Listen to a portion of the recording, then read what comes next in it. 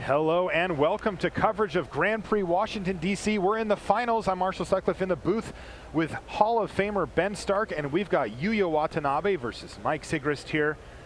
And an interesting matchup. Both players are playing blue, though they have different side colors. One of them being red for Mike, as you can see here with his turn 2 Mogus's Warhound. He's up against Yuya, who's on black-blue. Heavy black deck here, too. Yeah, Yuya I wouldn't necessarily call blue. He's probably got 4 total blue cards. Right.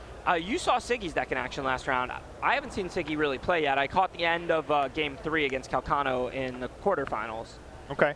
Here's Cast in the Darkness on the Mogus's Warhound, so that thing's going to get blocked at some point, but in the meantime, it's not going to be doing much damage. Mike, on the other hand, he's got, I would call it like a tricky deck. You know, he's got, you can see he's got in his hand there, he's got the Triton Cavalry to bounce some enchantments when he needs to do that, and I saw him, he was able to do that multiple times. And it looks like he's going to suck it up here, play the Rollicker, and just get in for 1 damage. Oh. Yeah, I don't think he loves that option. I just don't think he had any other options because he's stuck on 2 mana. Right, stuck on 2 mana is the name of the game here. Yuya Watanabe currently ranked 11th on the top 25 pro rankings. Plays his 3rd mana, but then just doesn't do anything. Yeah, Yuya looks to have another land in hand and a bunch of spells. His deck's not really the fastest. Okay, I think I can see the old Eater of Hope in there.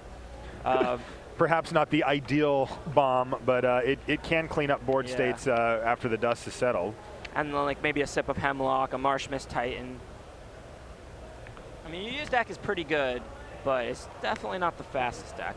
This could be interesting if Yuya has Feast of Dreams, because if he feasts the Warhound, he's just going to be facing 2 1/1s, but that's still 2 points of damage. And if he's taking it right now, it's 2 points of damage. Right. So he's not very motivated to feast it, but also, I mean, it's a 2/4, so I don't know that he can stop it without feasting it. It's kind of an interesting decision for him. I guess there's no real reason to do it until he could at least stop the 1/1s. Right. Because this way Mike must attack, right? Like he can at least reserve the option of having it run into something bigger like a Marsh Mist Titan or something along those lines. Right, and he wouldn't even be saving any damage because it would be 2 damage either way. Exactly. So. Speaking of Marsh Mist Titan. I thought that guy cost the Cast into Darkness. Of course, the Cast into Darkness lets him get into play right now, which is fantastic. Now it's a 4/5. And that Mogus's Warhound could run right into it here, as Sigrist has not found that 3rd land, and it's been a few turns now. You see that Yuya Watanabe's not only got 5 lands, but he's also casting 7 drops, but Hubris is going to rewind that right back to his hand here. And that's why he saved the Feast, because you know he has a guy that can eat the 2/4, so there's absolutely no reason whatsoever to spend a premier removal spell on it, even a situational one like Feast. Yeah, and especially leaving him with 2 1/1s that just aren't going to do much. And Yuya Watanabe is just going to replay. He's going to go Groundhog Day on the last turn here and rerun out Marsh Mist Titan, ship the turn back. I mean, Sigrist is doing everything he can, but even with 3 cards all on 1 down there, it's still just only 2 power total. Yuya Watanabe's at 13. And here's the 3rd land now for Sigrist. Now, I see that he's got some decent stuff here. Mogus's Warhound's going to get blocked, but Hour of Need is going to turn it into a 4/4 Sphinx now. Is that a big problem for Yuya here? I mean, I don't really think so. I think he has a Sip in hand. I don't think he has land 6, but he's only 1 land away from that. Okay. I like Mike's play because in the event that you can't kill that, it's a way to win. You know? I mean, if you're Mike here. I mean, is he in desperation mode here? Yeah, I mean, he's on 3 lands, Yuya's on 5. And it's not like Yuya's super flooded or something, because we know Yuya just missed a land drop last turn. Yeah, so Yuya has like 6 or 7 actual spells in hand. Yeah, and 5 lands, which is almost perfect for limited. Right. So, I mean, if you're Mike, you're like, I'm going to make this 4/4 flyer and see if it can go the distance. You know, this is what I got. Totally. All right, so here's Brain Maggot, though, from Yuya. So we actually get a good look at Mike's hand, and he's got Storm Chaser Chimera, a Crowan Conscriptor. Yep. There's the Triton Cavalry. What else does he have? The Fearsome Temper, which on the 4/4 flyer, you know, could be threatening, assuming Yuya never finds that land. Right, and then there's the Arbiter of the Ideal as well, which is pretty dead at this point. 6 drops are a long way off here for Mike Sigrist. As you can see, Yuya kind of sorted it by 5 and more, not looking at this. Oh, 4 drops and 3 drops? All right, let me decide whether I'm going to take this, you know, Storm Chaser or whether I'm going to take this Fearsome Temper, you know? I like how he wrote it down. Did you see that? He wrote 3/2, 2/4, 2/3, 4/5. And then he wrote, you know, Fearsome Temper probably in Japanese, I think. Yeah, I guess he'll, just by looking at the power and toughness, remember the card. Yeah.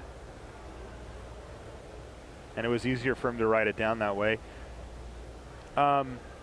Mike Sigrist is an old school Magic player. BDM said he was over there And Sigrist's mom was over there. She was watching Huey play, and she said to ask him if he remembered her. He slept over at their place once, you know, had like a magic, you know, sleepover before maybe a tournament or something like that. It's pretty cool. Very cool. Yeah, both old school Boston guys, I think. Okay, so he took Storm Chaser Chimera. Right. And since he has the Feast of Dreams, he doesn't need to take the Fearsome Temper. It's weird, though. I mean, I'd probably go ahead and Nyxborn Infusion the 4/4 flying token. That would probably provoke Sigrist to Fearsome Temper it, and then you could just go ahead and feast it. And if he doesn't Fearsome Temper it, then it's only a 2/2, and then you've got the Blood Toll Harpy for next turn. To trade? Yeah, of course it's possible he'll just do it in the other order and just play the Blood Toll Harpy first. Okay. But if I'm Yuya and my hand is this good, I'm trying to keep my life up as much as possible, I think. Right. So I think I like the Nyxborn Infusion first, but I can definitely respect the Blood Toll first. It's not much of a difference. Okay. I mean, he ends up taking 2 more damage here. Is that the deal? Yeah, I think so. Okay. Yuya's at 12, but Sigrist is also at 11 here, and Yuya's got pretty nice attacker there with the 4/5 Marsh Mist Titan that's just getting in there. Yeah, and he's got a monster hand because when he hits 6, he has Sip, and when he hits 7, he has Eater. Right. Which is why I kind of just want to preserve my life total if I'm Yuya, because even though that play might be giving away a slight amount of value, the only way I can really see myself losing at this point is if I die with Sip and Eater in my hand. Right. Especially since I just saw Mike's hand. I mean, if Mike draws a land, it's not that scary. He's got a Triton Cavalry. Right. If he doesn't draw a land, the only card he has access to is Fearsome Temper. Which you kind of want him to play. Yeah. Now, what are Mike's options here? He can put Fearsome Temper on Nyxborn Rollicker. Does that do anything for him? I guess it gets him in right now. Yeah. Yeah, it does. It does plenty for him. Attack for 7. Right. And then you diversify your threats because the 3/3 has the ability to prevent things from blocking it. Yeah, so it means that Yuya doesn't get to keep his Marsh Mist Titan back to block. It's interesting. Yeah. But no, both of them are going to come in just as they are. Well, he did draw the land, so I mean... Oh, he did? Yeah, so he's just going to probably slap down his 4-drop, that Triton Cavalry. Correct. And then that guy with the ability to bounce enchantments is somewhat threatening too, because we already know he has a way to target it. So, I mean, I like this play. Yuya's got to just take it. I mean, as much as I want to keep the life total up like we talked about, I mean, I don't think you're just going to chump the 4/4 flyer with Blood Toll Harpy here. No. I mean, you could. It wouldn't be out of the question. But, I mean, if we were going to do that, I would have probably just went with my play of Nyxborn Infusion on the 4/4 flying token. On the Sphinx, yeah. Yeah. The reason to play the Blood Toll Harpy would be to shorten the game, because you do want to end the game while Mike has cards in hand, too. And there's Triton Cavalry. Post-combat. Doesn't really do a ton here, though. It doesn't block the Marsh Mist Titan effectively. No, but you don't have to. You're still at 11. Sure. 4, 6, 7, 9. So you can do 9 this turn if he sips, but he's not going to do that and leave himself just dead to the Fearsome Temper that he knows Siggy has. Right. So we're looking at a turn involving, you know, Feast and Nyxborn Infusion, possibly. Now, does Mike have any unknown cards in hand to Yuya? He drew a land after the Brain Maggot. Was there any other cards, though? No, because it's only been one turn, right? Has it only been the one turn? I don't know. Because remember, he played the Blood Toll Harpy too. Did he play those both in the same turn? I think Okay, last turn was Brain Maggot Blood Toll All right, Harpy. then that means that Yuya, you know, he knows exactly what he's up against. There's going to be one unknown card total.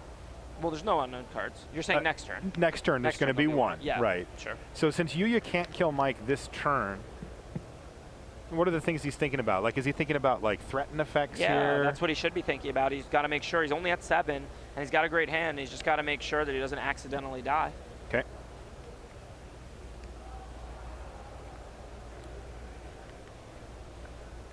Looks like Yuya wants to leverage his attack force here, as he's going to potentially take 6 life out of Mike Sigrist's life total. Yeah. That's over half here. Yeah, and this play makes me think post-combat he's just going to sip the Spirit. Okay. Or sip the Sphinx? Yeah, that's what I meant. Yeah. It's the Sphinx. It's a Sphinx, yeah. Yeah. All right, Sphinx down, drops Mike down to 3, and takes away the bulk of his offense as well. Brain Maggot's the only thing left back for Yuya, who's tapped out here. But yeah, this is a tough game for Mike to win. I mean, if he drew Coordinated Assault, he'd actually have lethal. He can bounce the Brain Maggot with Triton Cavalry's ability. Right. Well, and it doesn't have to be Coordinated Assault. Any pump spell. If he drew Titan Strength, he could win the game. basically anything like that. I don't know what he drew. Can we see it? Is it a I mean, relevant card? Yuya's at 7 here, right? Right. The problem is if he puts the fearsome temper on the cavalry and doesn't 5 isn't 7, you know what I mean? Exactly, that's the problem here. I mean, he does have the option to put it on the cavalry and deal him 4, and then have the Reveler back to chump the Marshmist Titan. The 2 from the Bloodtoll Harpy would only put Sigrist to 1, and then the cavalry, he could use the ability on with the fearsome temper on it to make something unable to block it. Okay. Lethal. I mean, it's not going to lethal Yuya like that because you can just leave 2 blockers up. Sure. But then Yuya can't even necessarily attack if he has to leave 2 blockers up. I mean, this seems pretty reasonable given the game that Mike Sigrist has gone through here, where he's barely even gotten to 4 mana. yeah, I don't know what he drew this turn, so I don't know if he drew anything that would change that. I can't see it. Did he draw a second fearsome temper? I can't really see it either. Yeah. It looks like he'll probably do something along the lines of what I just said. He could also just hold that Triton Cavalry back since it's blocking Marshmist Titan. I don't think I like that because, I mean, prolonging this game I don't think is where Siggy wants to be with a fearsome tempered ground creature. I know he has spells in hand too, but if he draws a land and... Like, well, Oh, I think he drew Ordeal of Perforos. oh, wow. Yeah, and he does make the attack. I like this play. This is what I would do if I were Siggy. And I guess he's going to lose to the Nyxborn Infusion. Oh, no, he can't. It doesn't kill an enchantment creature. That's right, but he's got Feast of Dreams, too. Yeah, right? it's And that too does much, kill an enchantment creature. And yeah. we're going to scoop him up and go to game 2. Yu Watanabe Yeah. takes down the first game here in the finals at DC. And even though I knew Yuya had some of those cards, I guess, I kind of forgot because I was trying to play the game from Sigrist's perspective because Sigrist doesn't know Yuya's hand. Right. And I do like what Sigrist did there because when you're back to the wall like that, you're not going to beat removal, you know what I mean? You're not really even thinking like that. Like, he just used his SIP. You're at this point, maybe he has some uncastable 7-drop or some land in hand or whatever. I mean, you don't think he's holding land from the way that game played, but you're not going to beat removal. It's just not going to happen, right. You know? So maybe if somehow the only card he has is 2 7-drops and a Nyxborn Infusion or something, right. then maybe Sigrist can win that game or something of that nature. You can take a look at Yuya, and we mentioned it before, Ben. Really unbelievable Grand Prix record. He's got 20 top 8s with 7 wins. 7 wins? Yeah, so 7 this could wins. be number 8? This could be number 8 victories. That's got to be the record. Yuya. Has anybody won more Grand Prix than that? I don't know. Kai might have around 7. Pro points, you can see in 2012, 2013, he had 65, a really impressive number. And 2013-14, he hit it right on the nose. He's going to have more from this and, of course, from the Pro Tour. But 45's the number for Platinum. So, I mean, and Kai won 7 Pro Tours. I'm not sure how many Grand Prix. Probably about the same. I know he was a beast at getting first places even in Grand Prix. Yes. I think that Yuya has a Kai-like conversion rate, at least in the same ballpark. In Grand Prix, for sure. In Grand Prix, right. And I think 8 might be the record. I'm not 100%.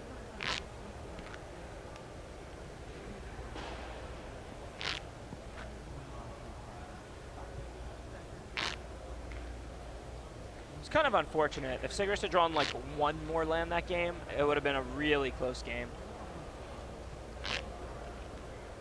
Even then, it looked pretty close, like a lot closer than I would have imagined. Yeah, it was pretty close, to be honest. I mean, on board it was close, you know what I mean? With Yuya packing Nyxborn Infusion and Feast of Dreams.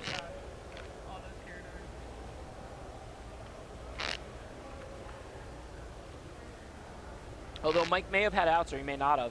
I don't know if he has a Titan Strength or a Coordinate Assault. I mean, he needed one of the 1 red pump spells to be able to win the game on the last turn. Right. Kind of insane that he was even in a position to do that.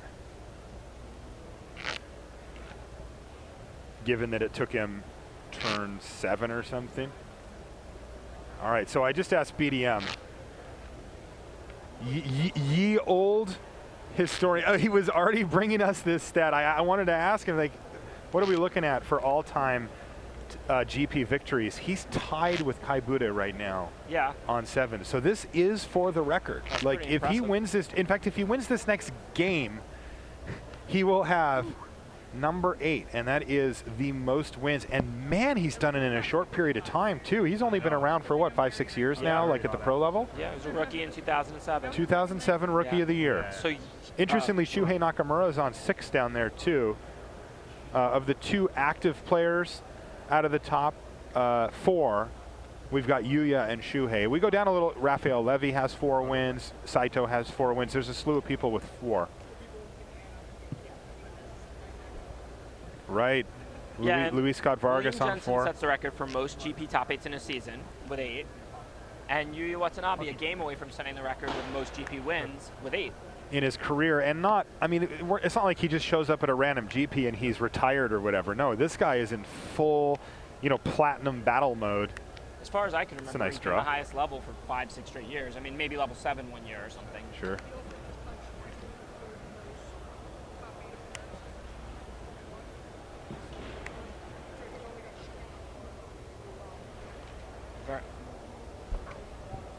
Very nice. Third place, tied for third place all time in GP top 8s, 21, and trying to get first all time away from Kai with 8 wins.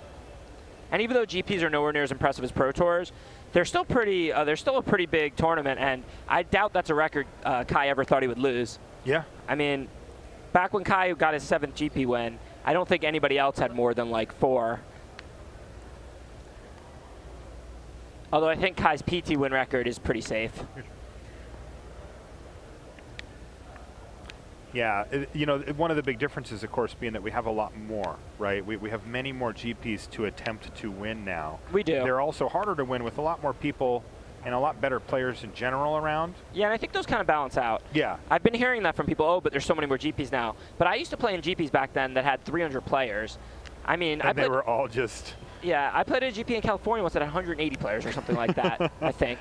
I mean, nowadays, GPs have 2,000 players. Mm-hmm. I mean, it's a lot of extra rounds. So, I mean, I think that these GP top 8s and wins are pretty legit. Okay. All right, so Storm Chaser Chimera for Mike Sigrist here is going to outclass the Blood Toll Harpy that Yuya Watanabe has. And Sigrist is going to attack, but he's going to leave his man up. He's got another play, and it's a nice one. Prescient Chimera here is going to come down and really be able to attack and block nicely against the Blood Toll Harpy and kind of put it to Yuya Watanabe here. This is a great start for Mike. Yeah, because Yuya's situational removal, if he has Nyxborn Infusion or Feast of Dreams, they're not looking too good right now. They don't really line up that well against 3 toughness, non-enchantment creatures. Exactly, and Yuya, I mean, he's got 7 cards in hand, and he just has to play Spiteful Returns. That makes that a 3-2, so he's looking to trade it off with the Chimera, but this is a moment where Mike Sigrist could really capitalize here if he can bounce it or steal it or maybe get a pump spell or just something to get through that Blood Toll Harpy. Does Mike have anything in hand? He's got Hour of Need, Nimbus Naiad, and I believe Arbiter the Ideal. Oh, so this should be... No. Yeah, well, this should be a pretty easy turn for him then. I mean... He's just going to slam the Naiad here? Yeah, or what? no, I mean the Arbiter? Yeah, but I think that might be a Shipbreaker Kraken, not an Arbiter of the Ideal, but either way, I'm going to go ahead and attack with my 3/4 flyer and slap down my 6-drop. Okay. I mean, if Yuya make him have the sip. If he has the sip, you're still ahead on board. You're dealing him 3 damage, and the next turn you can go ahead and Nimbus Naiad, the Storm Chaser. Right. So, I mean... It becomes a tempo play, and you're right, it is a Shipbreaker Kraken as well. No reason not to just, you know, press the board when you're ahead and save your tricks and removal. And there it is, another must-answer spell here from Mike Sigrist, and his advantage is getting big. Now, it wasn't your traditional curve out, but the old 4-5-6 isn't too bad either when your opponent hasn't done much. Well, he had a Magma Spray. Mm-hmm. True. And we see a Magma Spray in the yard, so it's possible we would have fallen too far behind without that spray with a slow draw. Fair. But on the play with 1 Magma Spray, how far behind are you going to be? Mm-hmm. It looks like Yuya has something off in the yard, maybe a Nyxborn Eidolon or something that was Magma Sprayed early. Yeah, it's probably exiled, but sure.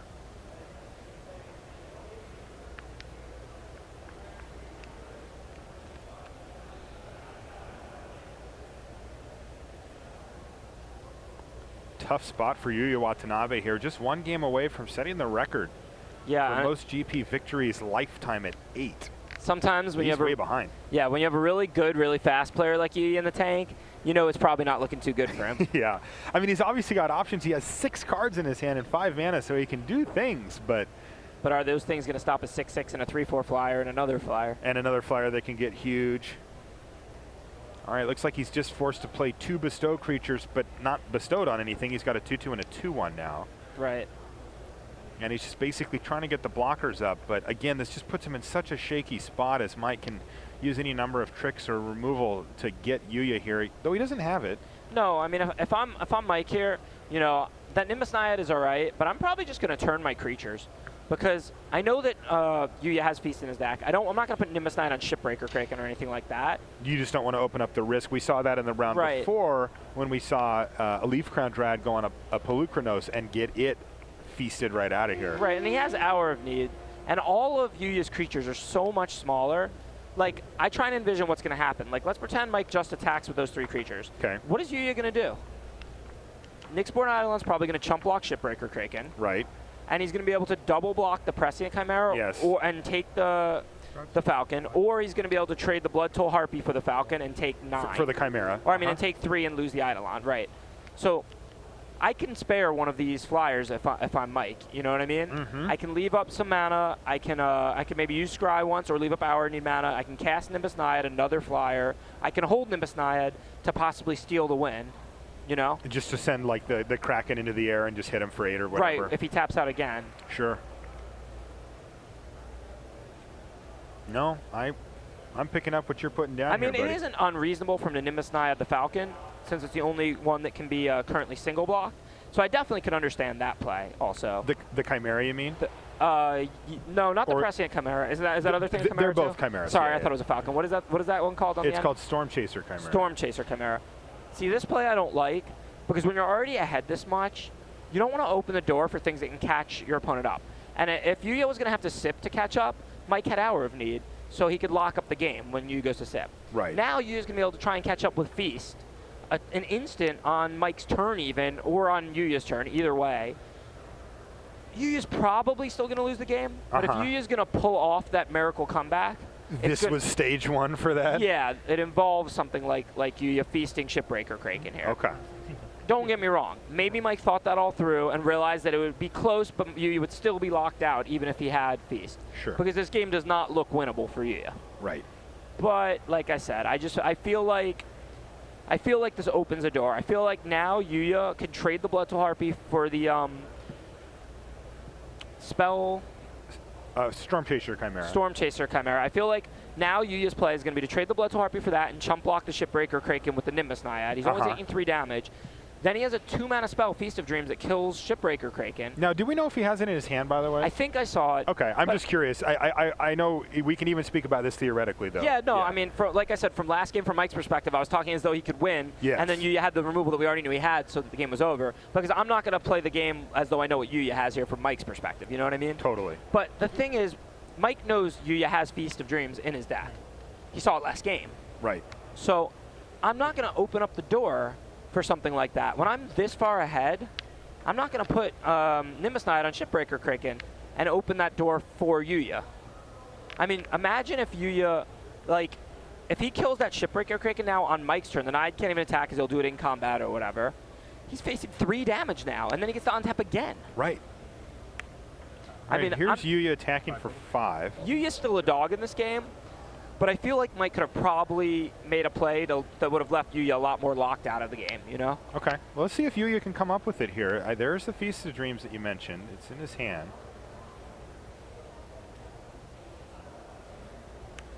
And he's got a Nimbus Naiad as well. And like you said, he's going to go ahead and let Mike do whatever on his turn here. That does open the door for the Hour of Need to come in and at least get a 4/4 Sphinx out of the deal, but it also makes him do it on his turn. Yeah, and it's an interesting spot for Yuya. This play is neither right or wrong, because if he feasts on his turn, Mike can't Hour Need, and Mike can attack with the Nimbus Naiad, but Yuya has the Nimbus Naiad to trade Nimbus Naiads, but that's not necessarily a good thing, because maybe Mike puts another enchantment on one of his guys, although he'd probably put it on the Chimera, and you'd still have to kill the Shipbreaker Kraken. Right. So, I mean, there could definitely be a case made for Yuya feasting on his turn here. Okay. But it's a close play, and there's probably positives and negatives to both. And Yuya waited out and decided that it was worth the risk here. And I mean, because there's also, like, counterspells and stuff, right? Yeah, like and you're giving your opponent the opportunity to make a big mistake, too. I mean, what if Mike plays the land and just taps the 8 and tries to tap the Nimbus Naiad? Oh, yeah, great point. Now, I don't see why Mike would do that, but, I mean, he might, you know? I mean, yeah, I don't see Mike doing that either, but it is absolutely possible. Yeah. I mean, I've seen people, you know, they feel that rush of victory, and they kind of just go, I got him, you know, and it's like, oh, I forgot about that card, so it does happen. Yeah, and it's not, like, unreasonable for Mike, but it's not like he has anything else to do, really. He has a land and an Hour of Need. But, I mean, then he wouldn't even be able to hour need. And, I mean, if... That's fairly disastrous, right? Yeah, and Yuya's at... And he's still at 14, so it's not like he's really worried about Yuya's next attack. So you really shouldn't do that, you know what I mean? Right. It's pretty good for you if Yuya just chumps here and takes 3. I see no reason to tap the 8 mana.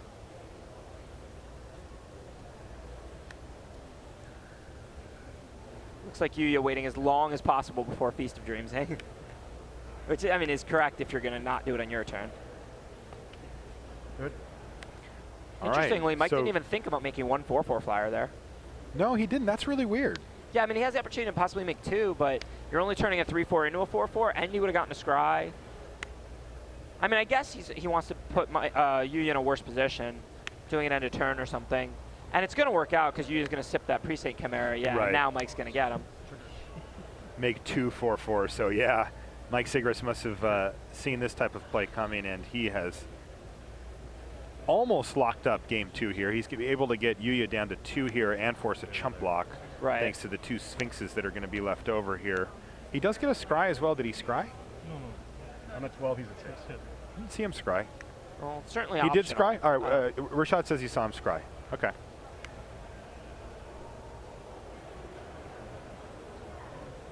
Yeah, and, you know, Yuya probably is not going to be able to stop both of those and win both those Sphinxes.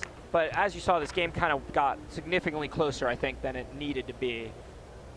So yeah, still not really a fan of that Nimbus Naiad on the Shipbreaker Kraken. No, I mean you map that potential disaster plan out. It looks like Mike Sigrist has avoided it. He has indeed. He's going to get a game 3 here and see if he can become a GP champion. Guy that's been around forever. I think this is his 2nd GP top 8. East Coast regular, friends with a lot of the old school players. You called him Siggy? Siggy. That's his nickname? I don't know if that's his actual nickname. I pretty much nickname everybody. Like, I call Kibler Kibs. Kibs. I'm not big on long names. Yeah. I'm not going to call him Sigrist. It's 2 syllables. So is Siggy, I guess, but it's shorter and catchier. Yeah. And it looks like Mike's showing off a little bit here. Yeah, no, I remember Mike from back in the day. Just, you know, a regular team drafter. Just a Northeasterner, you know, whenever we came up to Boston or New York for a Grand Prix or a Pro Tour, he was around, you know? Uh-huh. Now, you've seen a lot more of the cards, and you've had a good chance to see a good chunk of the matchup here. What do you make of it as we head into Game 3? Who do you like? I mean, Yuya has situational removal. Mike's got creature enchantments and some big creatures and stuff. So I really think it could go completely either way. I really think it's just going to come down to things like whether he's able to feast away the threat that's beating him or not. I mean, as you saw in a game like that, regardless of whether it was a mistake or not, you could easily end up in a position where, you know, Sigrist has to enchant something, and then Yuya can feast it, or in a position where Sigrist doesn't have the enchantment and is beating down with unenchanted guys and the feast is dead. Right. You could easily end up in a position where he's able to Nyxborn Infusion away one of the better flyers or the Crowan Conscriptors. Yeah, Crowan Conscriptors, yeah. And, you know, maybe Nyxborn Infusions that guy away and wins, or maybe Nyxborn Infusion can't take out some creature that has a Fearsome Temper on it or something, and then Yuya loses. The key thing I think we want to look for is how Yuya's removal lines up with Sigrist's threats. Yeah. Now, is Sigrist going to make adjustments to that? Like he saw the Feast of Dreams there. Like, does he take out enchantment creatures? Does he just play carefully where he's much more likely to just play like a bestow creature on its own as opposed to bestowing it? Yeah, I mean, if you know, every game kind of determines what you have to do. Like, if you're up as much as he was, then you probably should be doing that. If it's a tighter game, you may not have that luxury. Okay. It's really going to come down to, you know, the draws and the way the cards line up against each other. Right. Let's take a look. Magic Pro Tour, Magic 2015, the Pro Tour. It is August 1st through 3rd.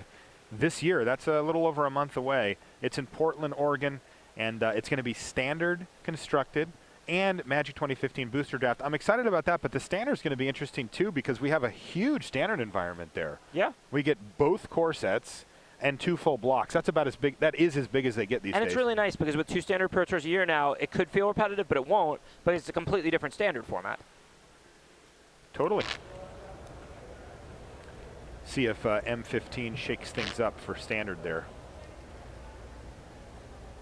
And it looks like he's done some pretty extensive sideboarding here. I saw him put in 3 different cards before, and now a couple of more. One thing that you'll see high-level players do that you rarely see your everyday player do is change their mana base after sideboarding as well. They'll adjust, put in a couple of islands for a couple of swamps if they're bringing in a bunch of blue cards or whatever. Yeah, I'm really big on boarding one land in and out.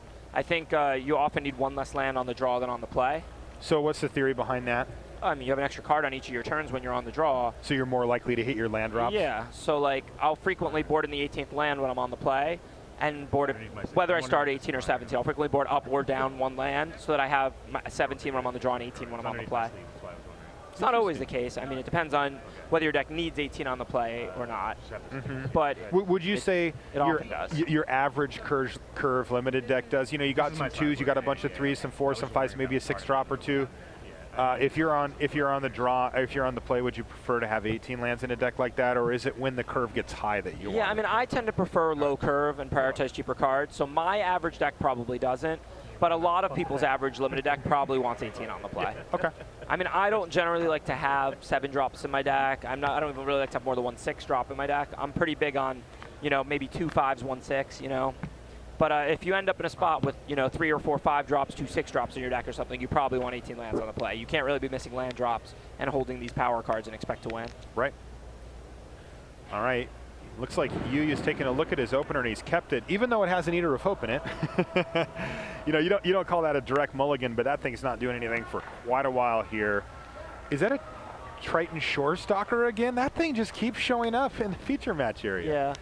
Well, and it's going to die. Siggy realizes he's the aggro deck in this matchup. Yes. It's about Yuya's removal and Sigrist's threats. I don't know if you saw that, on a 1/1. but he just drew Ordeal of Perforos. That would have been nasty, but Yuya had none of it and killed the Shore Stalker. He knew he was going to take 5-6 damage from that thing. And when I said I thought it would come down to Yuya's removal and Mike's threats, I meant Mike's good threats and Yuya's good removal.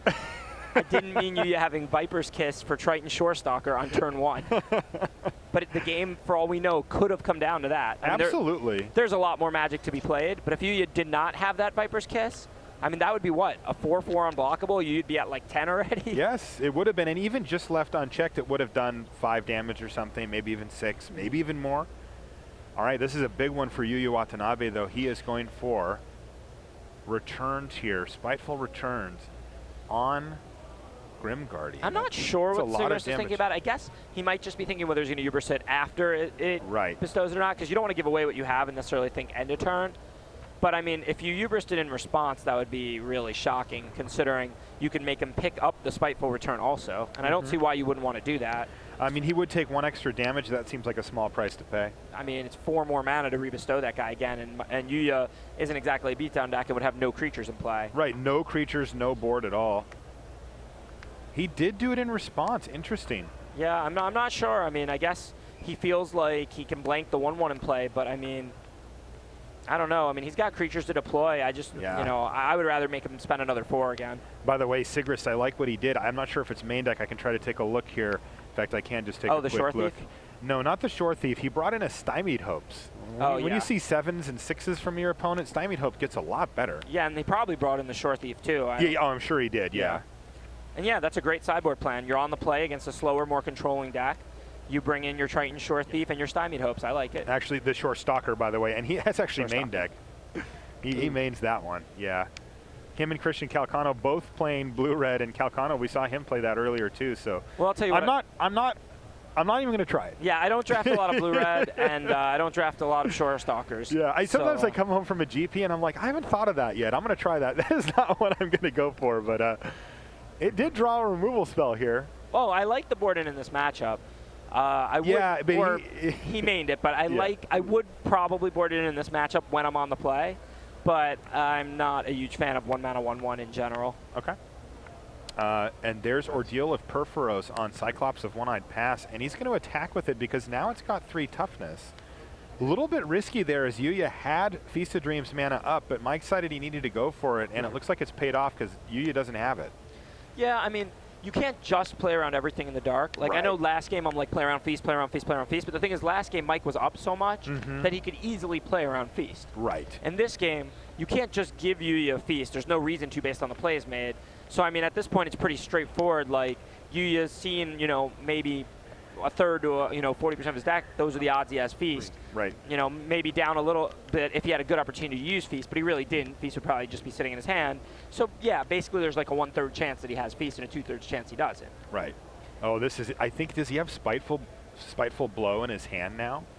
He has that too. Is that what he has? No, I think it's just an Ixborn. Oh, it's an Ixborn Eidolon. Never mind. I was like, oh, Sip of Hemlock, Eater of Hope. You wanted to just throw a Spiteful Blow into? Yeah. Now, Mike Sigrist is in an interesting spot here, too, because he has Stymied Hope's mana up, but he's also got Hour of Need mana up if it came to that, though you got to figure that the Cyclops isn't his favorite target for Hour of Need here. You think that Eater of Hope's going to get Stymied Hopes for the win?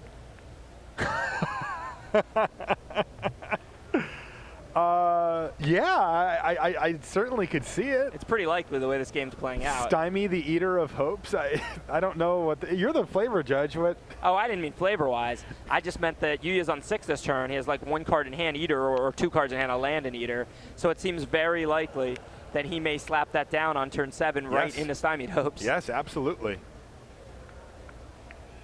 I mean, it'll also come down to whether Mike leaves the 2 up for it or taps out.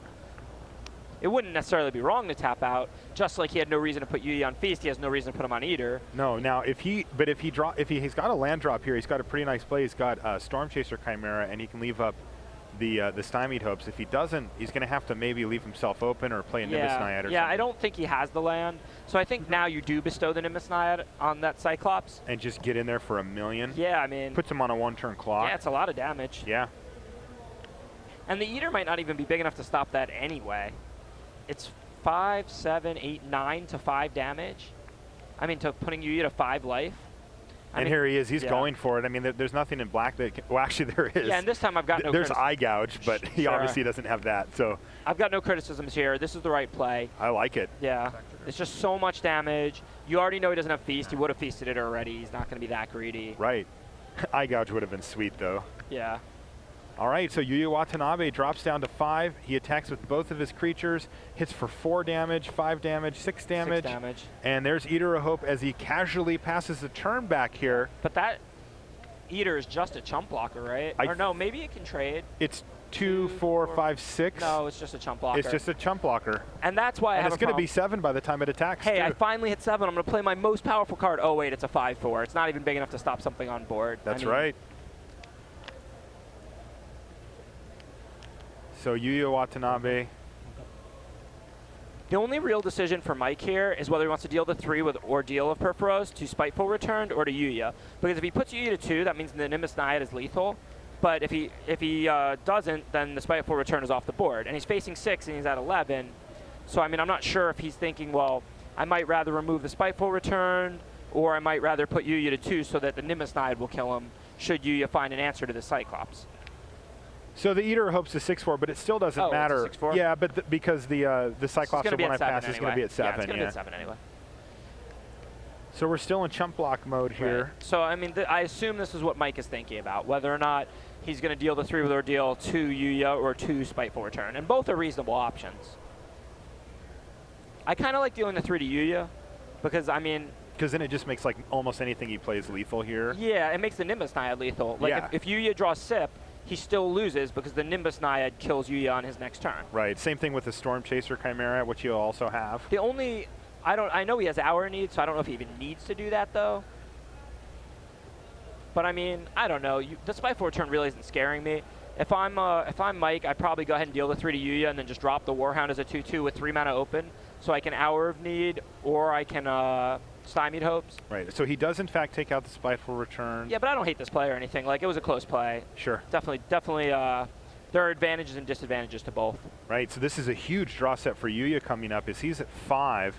Do you like Storm Chaser Chimera here? Do you like playing out Mogus's Warhound plus? Yeah, I like Mogus's Warhound because you have Hour of Need open. He has Hour of Need in hand, right? Yes, he does. Yeah, so now you have the ability to kind of dissolve the board and, you know, make multiple flyers with Yuya at 5 life. I think Yuya drew a Pain Seer here, and I think this is going to be it. I think Mike Sigrist might be on the verge of winning a Grand Prix, and from a really tough opponent, too.